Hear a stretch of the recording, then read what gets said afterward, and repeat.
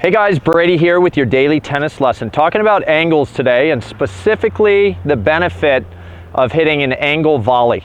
We're going to see it with both the forehand and backhand side today.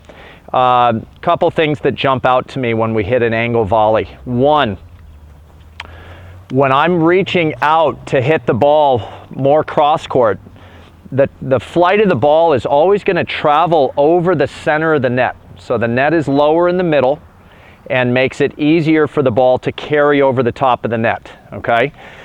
Secondly, a lot of times because my strings are meeting the ball more out on the side of the ball, I'm going to end up creating a little more spin on my shot. So even if my opponent gets to the shot, the ball usually is going to either have a little bit of side spin or a little extra backspin that's going to make dealing with the bounce of the shot a little bit tougher, okay?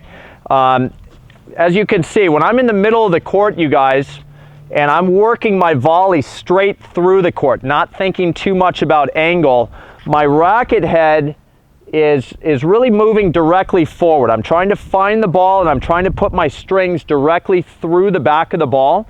The idea we want to have on the angle volley off both forehand and backhand is to set the tip of the racket definitely a little more out in front. And as you can see here, those strings, if I drop the ball onto these strings here, the ball's going left. And if I do the same thing on my backhand, where the tip of the racket is out in front a little more, dropping a ball here is going to move it to the right. And that's really the idea behind creating these angles, is not moving the strings straight through the ball, but hitting a little more around the side of the ball, okay?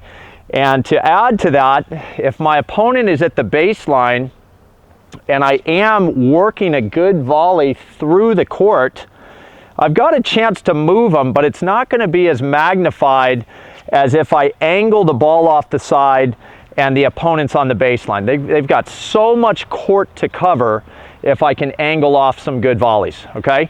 So Mark's going to toss me a couple here.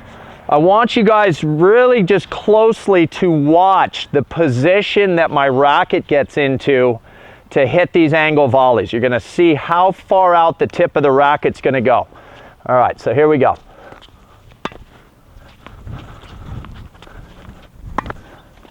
Two more.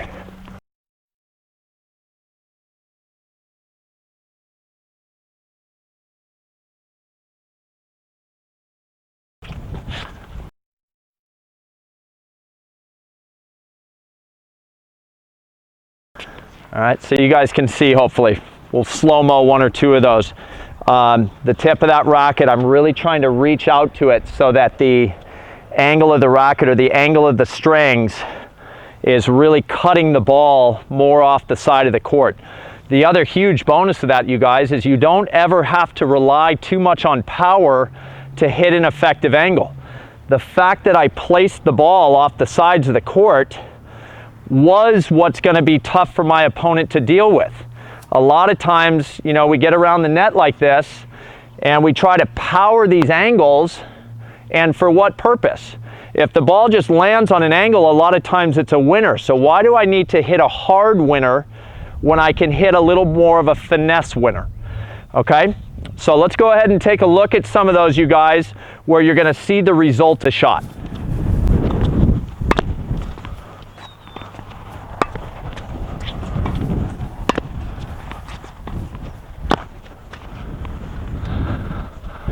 All right, so you guys can see there, the last one especially, still a really good angle, and I carried that past the service line.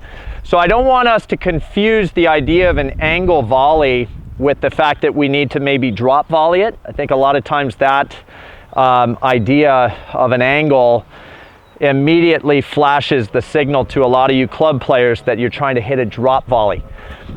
I got it past the service line, but again, with that little bit of side spin, because I got the tip of the racket so far out in front, that ball is going to take this exaggerated bounce off the side of the court.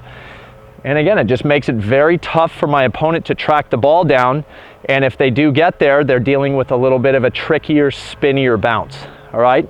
So really a lot of value, you guys, in starting to work the angle volley. The one thing I would suggest to you is be careful about how deep you are at the net when trying to hit angles. I would suggest that we're somewhere about halfway between the service line and the baseline to really get into the sharp angle idea. As you're volleying from closer to the service line itself, I think it still makes sense to try to drive the volleys deeper into the court, make our way up inside the box a little bit, and then start to look for those angle opportunities. Okay? So I hope that was really helpful, you guys. Please click like below this video, and if you happen to be watching on YouTube, please subscribe to our channel. Thanks, and we'll see you guys soon.